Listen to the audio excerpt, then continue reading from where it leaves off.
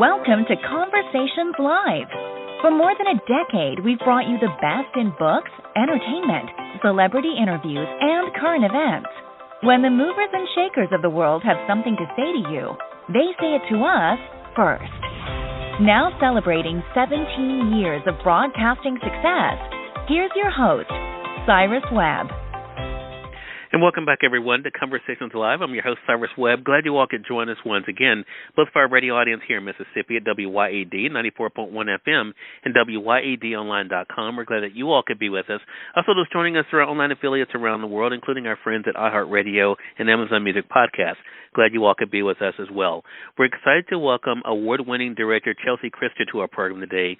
Chelsea is not only celebrating the one-year anniversary of her film Bleeding Audio, but also how it continues to be able to spark conversation and to be able to delight audiences, even though things are a little bit different because of something you may have heard of, that being the pandemic that we're all living through. We'll let you guys know how you can be able to support the film as well as how you can stay connected with Chelsea as well. Chelsea, glad to have you on with us.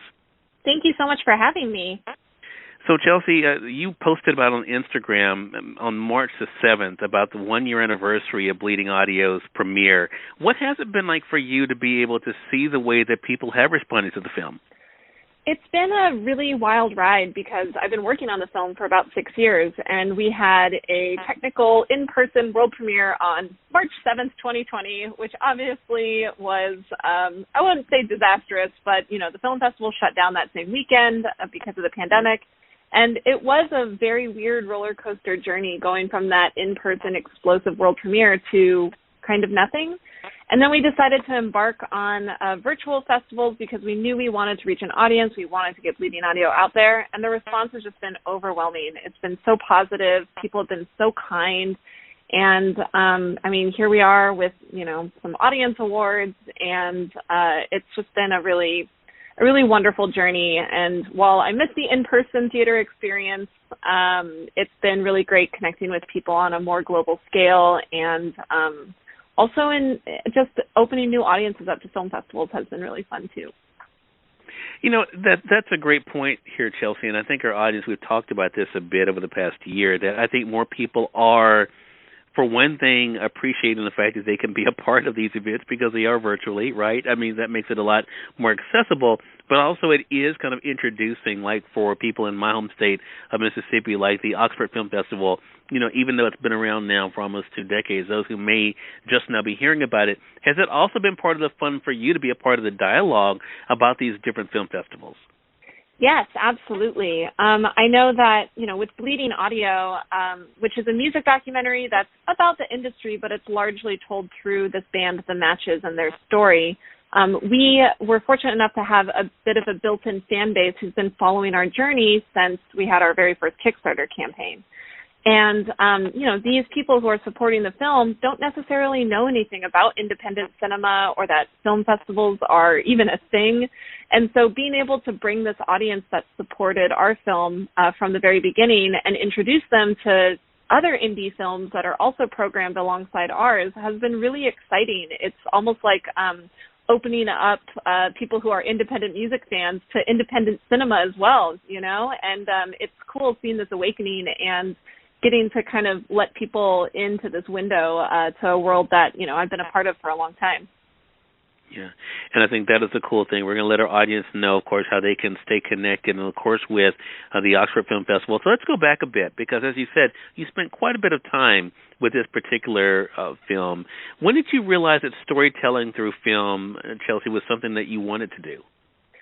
I've known for a long time. I have always been a storyteller at heart. I used to tell stories as a kid. I used to write stories. I think I wrote my first stage play when I was in 4th grade and forced my entire, class to do rehearsals during recess. So it's something that's always been really close to me. But what really made me discover film as a storytelling medium was just the discovery of this love of music, this love of photography, and then recognizing that film could be an art form.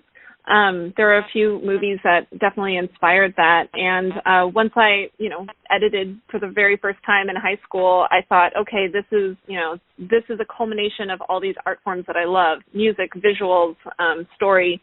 and I just decided to go to film school and jump all in, and I guess, here I am 18 years later.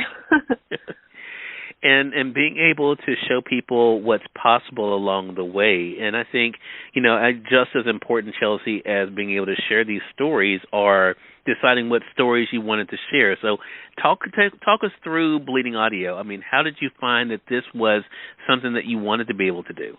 Yeah, so the Matches are a band that I've loved since I was 15 years old, and when I moved to San Francisco for film school, I asked them to work on a couple projects to support them with video, and they, very generously let me do a little mini doc about them for a school project, and then I got to work on their music videos, and when they, I became friends with them after that, and so when they kind of let me know that they were going to do a reunion, I thought, whoa, this is going to be huge. Let me support you guys in any way I can with this video skill that I have. And as I was interviewing them for these little promo videos I was giving them, I just learned so much more about their stories than I even thought I knew as an inside circle person. And it made me realize that not only the Matches have, traversed this industry in a very interesting way, but so many bands have had this similar experience in the digital age of music. And that transition has always been very interesting to me, just seeing how artists have navigated, the fact that music no longer has monetary value. And so to me, I just instantly saw this as being a bigger story, but also an opportunity to give credit where credit was due to a band that I have loved and has supported me over the years. So it just kind of culminated in this story that was kind of in my soul that I had to expel. And that's kind of where we got to here today, I guess. Right. So I think a couple of things in what you said, Chelsea, I think we should kind of dive into a little bit deeper because, some of our audience out there, some of our most loyal audience is, the creative community themselves. So I think I'm always trying to look for ways to encourage them. And it is not an easy industry for sure. And I think, people look at the challenges and say, you know what, is it even worth it? How did you tackle that aspect? So you had your subject, you knew what you wanted to do. How did you make up your mind mentally that you were going to go through with this? That's a really good question. For me, I had actually just finished my a short film that I had wrote and directed, and I call it that post-project depression, where you wrap a project that you've been so dedicated to, and then you're just ready for the next one. And I was in this space where I didn't have anything that was coming to me that I was really excited about that just felt like something that I wanted and that needed to be told. And when Bleeding Audio came along and I saw this story and, the band gave me access, I knew that it would be my first feature, which meant a lot for me just as a storyteller, but also for my own personal career path as a director. And, honestly, this film was very difficult to get made. The Matches are not a band that is a household name. It's very hard to convince people that, even the Matches themselves, that they're worthy of a feature-length film. And so It really had to be this internal driving factor of believing in this story through and through. And, we were able to do 2 Kickstarter campaigns that were both successful. We learned how to just, really market the film and keep people engaged about the story. But, it can be really hard to keep that motivation going for 6 long years. And, there are definitely times where I refused to go to barbecues because I was just like, I don't want anyone asking me a question about Bleeding Audio.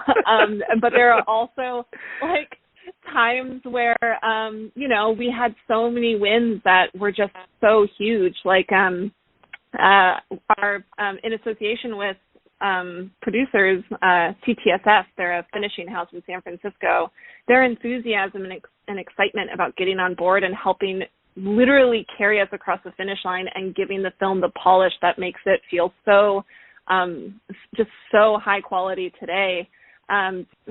There's so much dichotomy, and I think the only advice I give is really know when to take a break, know when to take care of yourself, but know that you are the sole holder of the fire for your film, and sometimes that will be disappointing, but if you can keep that little ember going, you'll find other people who will carry it with you. And when you find those people, hold on to them and nurture them. Don't overwork them, and you'll have like your, community of filmmakers who will just really help you get the thing done. And it could take 2 years, it could take 10 years, but if this is a story that you believe in that strongly, that fire will never go out. And I have a question about that, too. I want to say for those who are just tuning in, though, either on the radio side or online, you're listening to Conversations Live. We're excited to welcome Chelsea Cjrister to our program today. She's an award-winning director who's not only celebrating the success of her film, Bleeding Audio, but it's also a part of Oxford Film Festival that's going on, depending on how you guys are listening to us, this week for our radio audience. We're going to give you guys the website for more information. The reason why I wanted to ask you those questions, though, Chelsea, honestly, is not only for our community, but also because I'm curious as to the reason also being why this was so passionate for you is because of the relationship you could feel to the story. And I guess what I mean by that is, this band, as you were talking about, who have a passion, who go through challenges, but are able to come back together and really showing, I think, what's possible. How much of that motivated you along the way? I mean, it was a huge motivation to tell this band's story of redemption because, but also to tell the story of just redefining what success means to you, and to the matches, whenever they would reflect back on their story prior to their reunion, it was always really bitter, and it wasn't. It was like that sting of failure, and for me, I wanted to use this film to prove to them that they did not fail, and to prove that, success is how you look at it, and using the benchmarks of success that society puts in front of us is just not a healthy way of approaching life, in my opinion. And it's something that, I'm still learning too. This film has taught me a lot of those, harsh realities of, okay, so I'm not Edgar Wright. I didn't make a documentary that is like premiering at Sundance, but like I made a film about some people who I love, whose passion and art inspired me to be a passionate artist. And we've been having a really nice festival run. I'm so excited that we're screening at Oxford Film Fest. We've had a great run at Slamdance and all these other festivals. And that's, a measure of success that I'm really happy with and proud of. And, I think that it's just when a story is, I feel like all filmmakers, we're telling stories that are a part of our souls, that are a part of who made us who we are today. And so you are kind of, like this, a little nerdy reference here, but like our films, our art are just little Horcruxes, they're little pieces of ourselves that we're kind of expelling and, putting into the world. And hopefully somebody else can see it and learn something from it, connect with it, maybe learn something about themselves, but, that's just art, and that's what we're here to do as artists. And I hope this film, does for others what it kind of did for me, too, I totally get that, and I think it will. And I think, too, the reason, again, I wanted to really keep going back to the creative community, I think especially after the past year, the creative community needs those reminders of what is possible.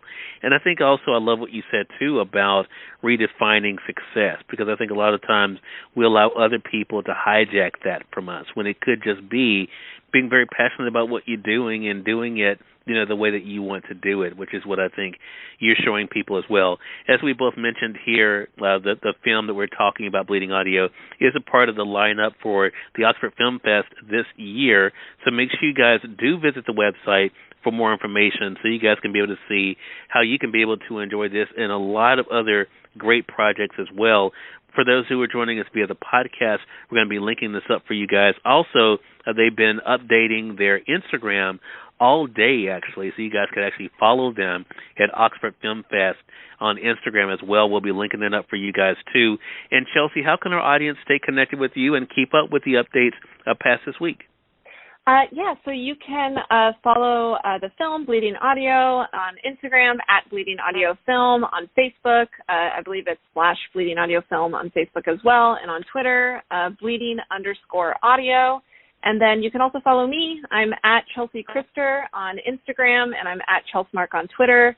I use Instagram probably more than everything, but always happy to connect with other filmmakers or film fans and just geek out about about great stories. Yeah. And you can also visit Oxford on their website, too, at the same name as their Instagram, oxfordfilmfest.com. Chelsea, congratulations to you again. Glad we had a chance to catch up and talk about your own journey and the story that makes up Bleeding Audio, and looking forward to our next conversation together.